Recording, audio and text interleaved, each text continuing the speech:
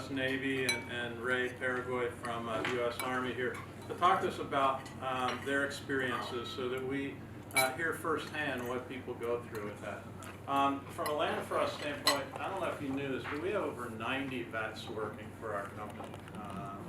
So I think that shows that commitment there. And think about this.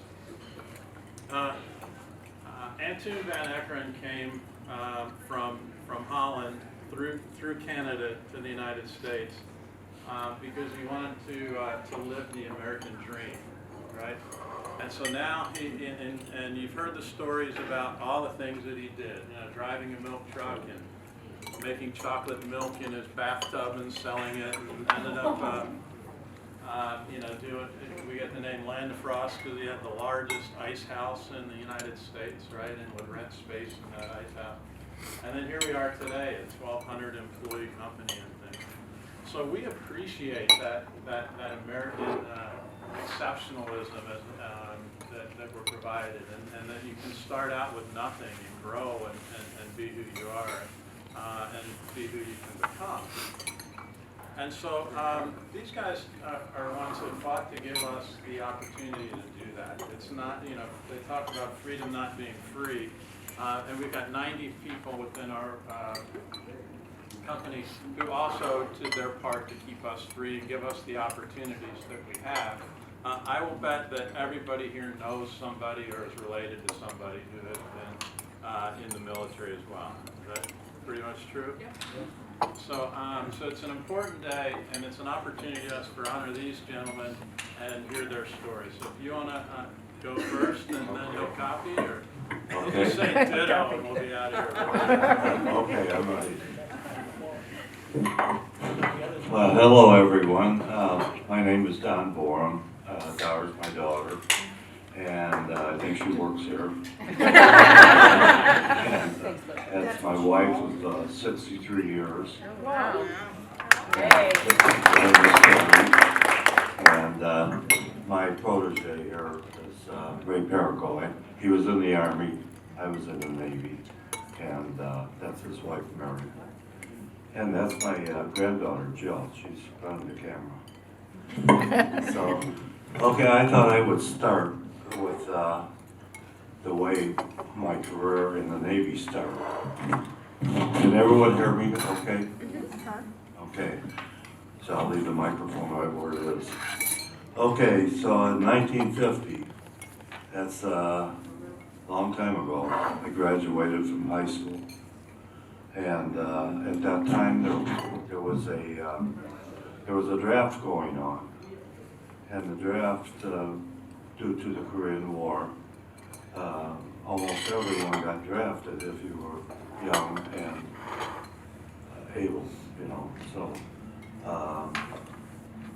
I decided that I would rather go to the Navy rather than the Army. So rather than wait to get drafted, I thought, well, I'm going to enlist in the Navy. I could see the world. So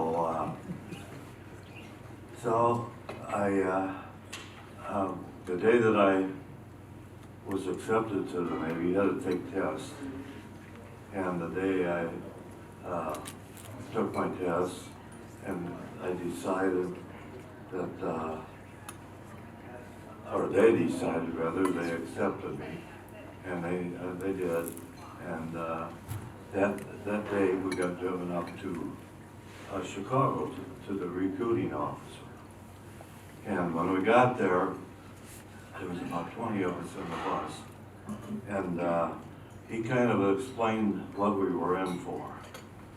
And I got a list. I had to make notes because my memories, sometimes I have a hard time remembering what I had for breakfast. So 65 years ago,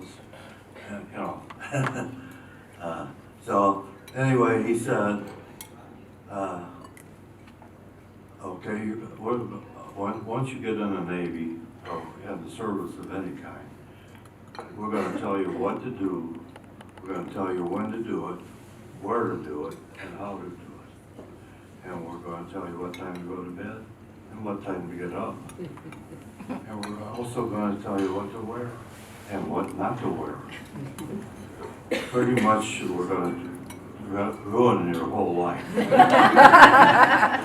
So he said, now, if there's anyone that has changed their mind and don't want to join, speak up now or forever hold your peace, because once you get sworn in, you are ours. So out of about 20 guys on the bus, 6 of them turned around and went home. So they said, that's not for me. But I wasn't one of those guys, and Ray wasn't either. So after that, they drove us right up to the Great Lakes Naval Training Center, and we started what they call boot camp, and that was no fun. It was just what I said, or what they said they were going to do, and they done it. It was 13 weeks of, I wouldn't call it hard labor, but it was pretty close to it. So after that 13 weeks, I had always, the job that I did have, worked for NIPSCO, and I was an office worker, and I had very, very little experience with being a mechanic or anything like that. So of course, what the Navy decided was, we're going to send you to aviation machinist space school. So I figured, well, I don't know why, but that's what they did. So they sent me down to 2 schools, one in Jacksonville, Florida, and one's in Memphis, Tennessee. So that lasted another, probably 5 months. And after I graduated from there, they said, hey, you're a mechanic now. So I said, okay. So, and my title was aviation machinist mate. So where they assigned me was to a seaplane tender. And the seaplane tender, what they do is take care of seaplanes. That makes sense. So, got on this seaplane tender, and what we did, we put buoys out we anchored in a bay, and we put 13 buoys out around the ship. And the ship was the size of a football field, just about that long. And these 13 B-5Ms are radar airplanes, and they went out and looked for submarines is what their job was. So after they got anchored to the buoys that we put out, then of course they got a crew that was on the airplane, and it was our job to go get the crew and bring them aboard our ship so they could live while we were maintaining the ship, the planes. So my extra duty at that time was what they call a bow hook on one of the boats that went out to get the crew. So, of course, you know, a ship probably was, I would say, 30, 40 feet off sea level. And they had a pole sticking out, kind of like a telephone pole.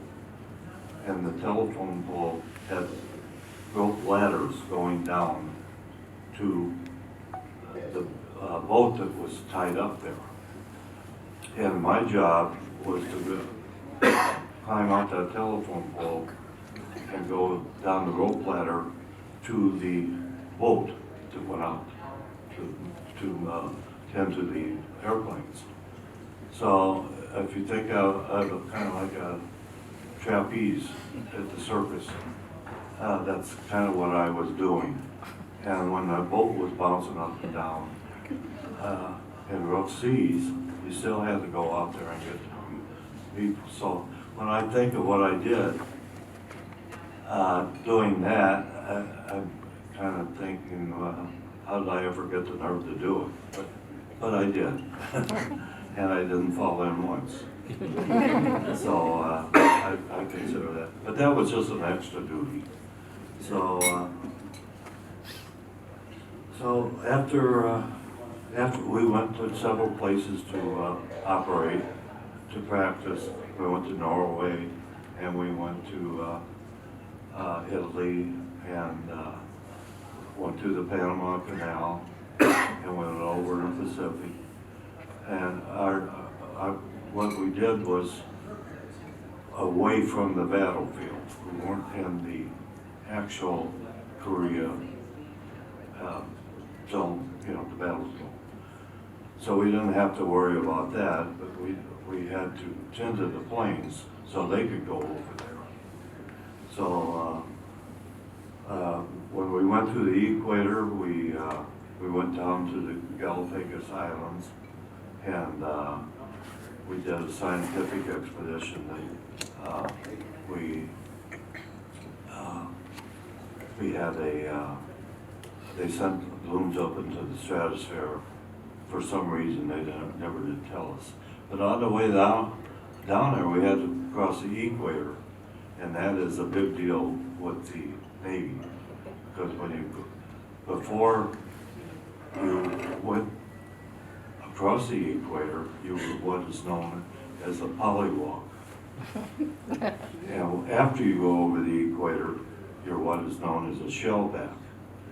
So we had like 550 or so people aboard the ship, and most of them were polywalks, thank God, because you go through an initiation, they call it Hell Week.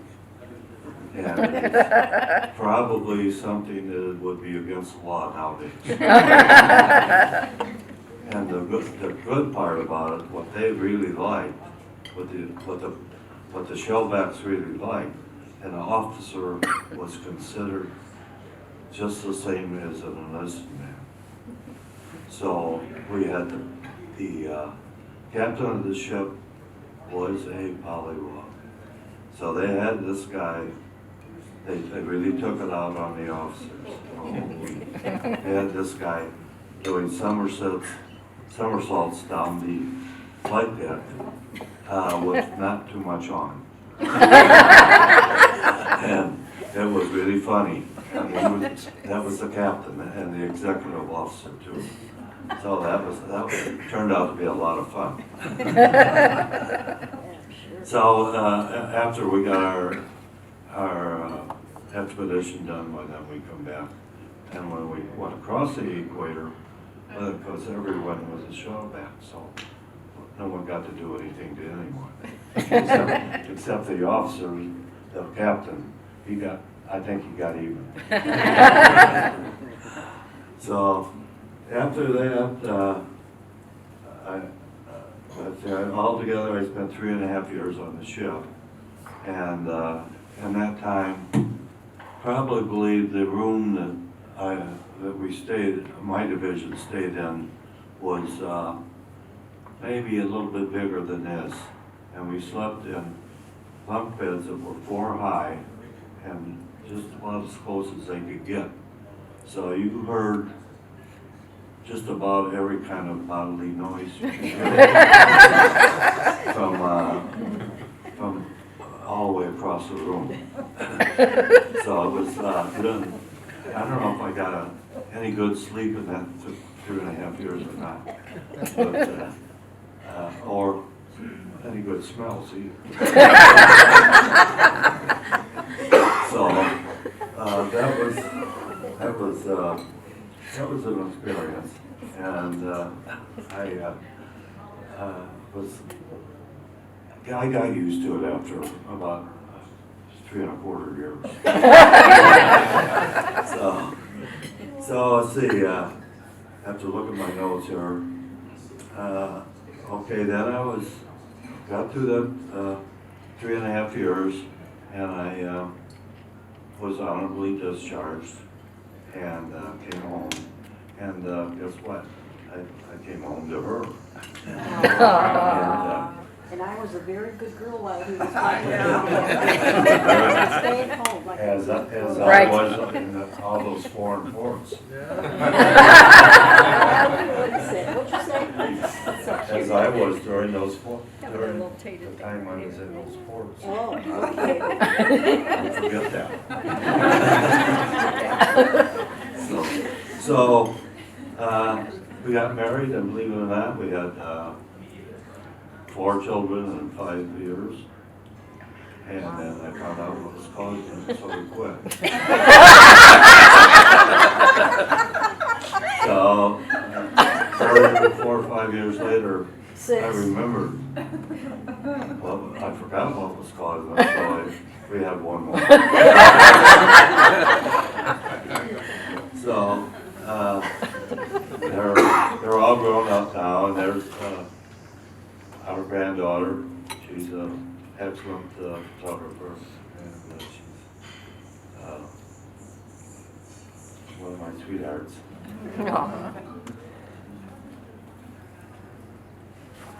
Let's see. And then after we got out, see, so lots and lots and lots of things happened. The kids got married and had children, and I'll be darned, just last year, we, due to Raymond's help, I was introduced to a thing called Honor Flight Chicago. And I signed up to go, and so did Ray. And we went, and it was an experience of a lifetime. When I first heard that he would have to be up at at Midway Airport at 4 o'clock in the morning, and then you were going to go to Washington, D.C. and fly back that night. I said, not for me. Because that's way too much for me. But then kind of got talked into it, and we both decided to go. So we started out, Marion took us up to the airport. We got there on time. And from the time you stepped in the airport till the time you got back, you were waited on hand and foot. And I mean hand and foot. They met us at the door, put us in a wheelchair even though we didn't need it. And there was a whole bunch of people there to say goodbye to us when we got on the plane. The fire engines were there. They were streaming water on the plane, and it was just a terrific send-off. So then when we landed at Washington, D.C., same story. The place was packed with people, everyone shaking your hand, everyone congratulating you. It was just amazing. The airport was full. And at that time, then we were each awarded, I guess you could say awarded, a guardian. And that guardian stuck with you for the whole day. And Ray got a nice young woman, and I did too. So we went from, got on a bus, and as we left the airport and went down the highway, police cars were moving the traffic over to the side so we could get through. There was motorcycle cops, and there was police cars with their sirens going, and we went all the way through the city, and it was just like we were the president. You know, you'd say the president. You would say the president's coming. But there was 102 on our plane, so that's how many. Plus our guardians were on there, and we hit all of the memorials in Washington, and we got fed lunch and dinner, and we just, I mean, it was such a terrific day. It was unbelievable. So then, after that was all over, about 10 o'clock at night, you'd think you'd be tired, but I really wasn't. So then we got on the plane, same story, we landed at Midway Airport, and I could not believe what was waiting for us at Midway Airport. If anyone's ever been there, when a honor flight came in, I mean, it was unbelievable. There was 1,000, at least, I think they said like 1,500 people there. Bands playing, there was people shaking your hand from one end to the other. It was just something. So that was the end of my career, and it was something completely unexpected, the honor flight. So it was really something, and all that was paid for by volunteers, and all the people, all the guardians were all the volunteers and the people pushing the wheelchairs. If we wanted to, we could have rode pushed in a wheelchair. Well, a lot of the vets did have to be pushed. There was a lot of them not as good shape as us, right? Right. So that was it. And my friends and my family were there, and it was just a colossal day. And that was all paid for and done by volunteers. So now that's pretty much what happened in my Navy, to do with my Navy. So I'm gonna turn the mic over to Ray. He was in the Army, so he had a lot of different experiences than I had in the Navy.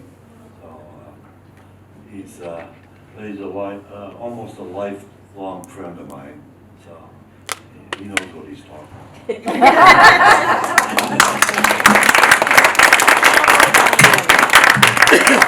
So I'm Ray Paragoy, and I wasn't as ambitious to serve my country as Don was. So actually, they came and got me.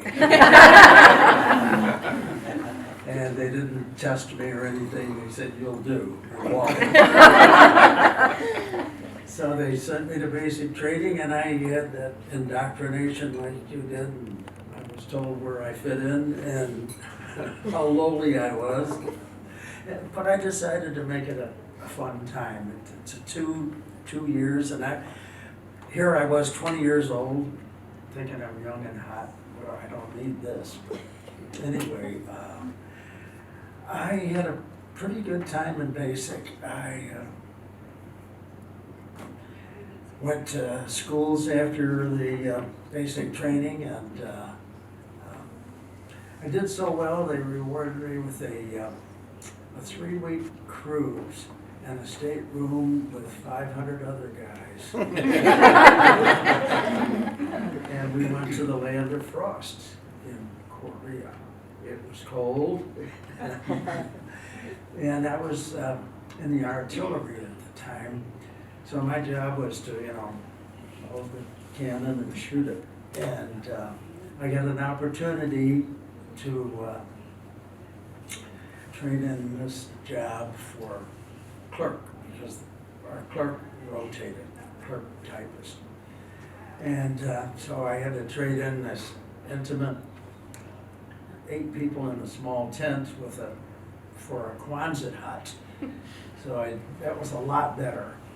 4 guys in a Quonset hut, big as this room. And so I ended up doing that for the next year. It was not nearly as eventful as Don's trips. I just stayed there in the northern part of South Korea for a year. Had a good time playing ball, typing out reports, and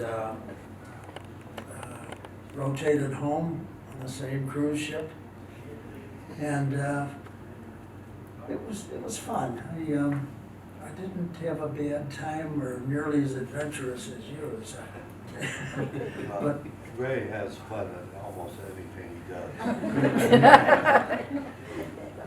and I did enjoy the camaraderie of everyone.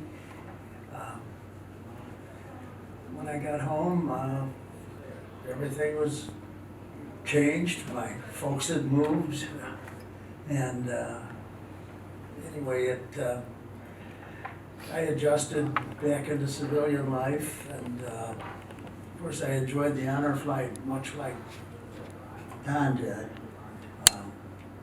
It was a lot of fun. Anyway, I thank you very much for honoring us, and Yeah. thank you, Uncle Sam. Thank you very much for attending.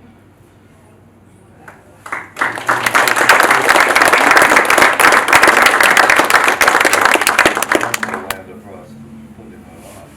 Yes. Really nice. Anyone got any questions? I probably won't be able to answer them. So you were on the boat for 3.5 years. You never came home in that time. Oh, no, that's one good thing, you got a leave.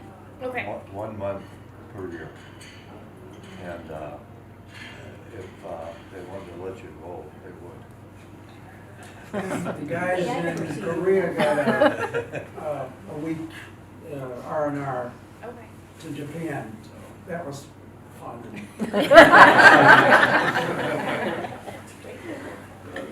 Japan was still a mess in the early 50s, though. Yeah, I bet. Yeah. So was, England was too. Still, whole city blocks were bombed out. Bad shape. Did you enjoy the Korean War Memorial in DC? Oh, yeah, I find yeah, it interesting. yeah. And, of course, all the wars, you know, the monuments, if you've ever been there, it's really something you should see if you ever go. Or see. Well, that's about it. Thank you Hey, very much. how would you say your time in the service changed you? I matured a lot. I know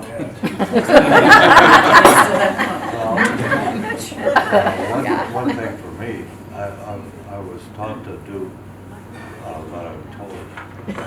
That's why we.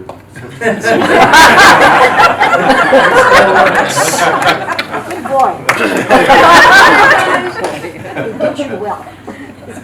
Thank you. She trained me. But you never told me you had a month off.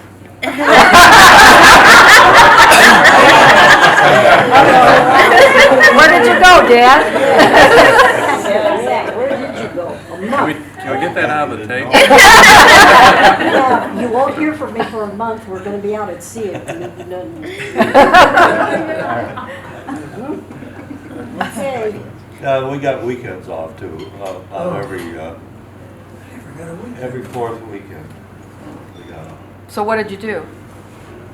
That's a silly question. Laura. Smoked and drank. That was down in the Caribbean.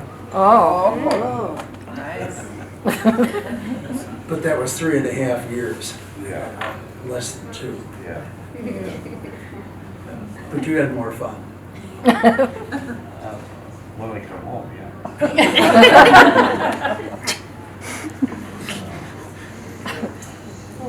So, did you get all that, Jill? Nope, I forgot to hit record. Start over. I forgot. All right, well, Don and Ray, we just want to say thank you so much for your Thank you, service. Steve. And thank you for coming out and sharing your experiences with us. It meant a lot, and appreciate that. And we thank you for Dar as well, so. how about me? Hey. I don't know, we keep hearing all these months you've been gone, right? So anyway,